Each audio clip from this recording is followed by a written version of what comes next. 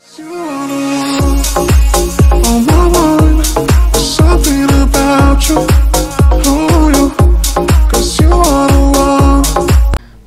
নিয়ে ঢালিউড নির্মাতারা নানা আওয়াজ দিতে থাকেন, তেমন আওয়াজ দিয়ে সামাজিক যোগাযোগ মাধ্যমে হাসির খোরাক হলেন পরিচালক শাহাদাত হোসেন লিটন।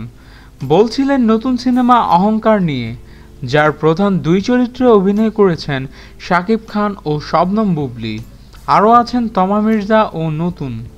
শাহাদাত হোসেন লিটন শুক্রবার রাতে ফেসবুকে লেখেন, বাংলাদেশে নির্মিত এ যাবৎকালের সবচেয়ে বিগ বাজেট মুভি অহংকার, আপনাদের দেখার আমন্ত্রণ রইল। শাকিব বুবলীর অসাধারণ অভিনয় সমৃদ্ধ বাম্পার হিট মুভি অহংকার। পোস্টটি অনেকেই সিনেমা বিষয়ক নানা গ্রুপ ও পেজে শেয়ার দিয়েছেন, সেখানে দেখা গেছে হাস্যরহস্যকর মন্তব্য। চলতি বছরের শুরুতে শুটিং ফ্লোরে যায় অহংকার, নির্মাণ শেষে ঈদুল ফিতরে মুক্তির ঘোষণা দেন লিটন। এরপর শোনা যায় 2 ঈদের মাঝে হলে আসবে অহংকার, এখন বলা হচ্ছে ঈদুল আজহায় মুক্তি পাবে। জুনে ইউটিউবে অহংকারের টিজার মুক্তি পেয়েছে।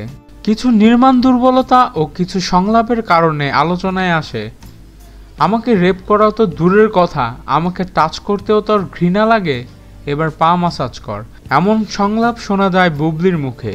অন্য একটি দৃশ্যে শাকিব বলেন, ম্যাডাম আপনার মনটা শক্ত হলেও শরীরটা খুব নরম।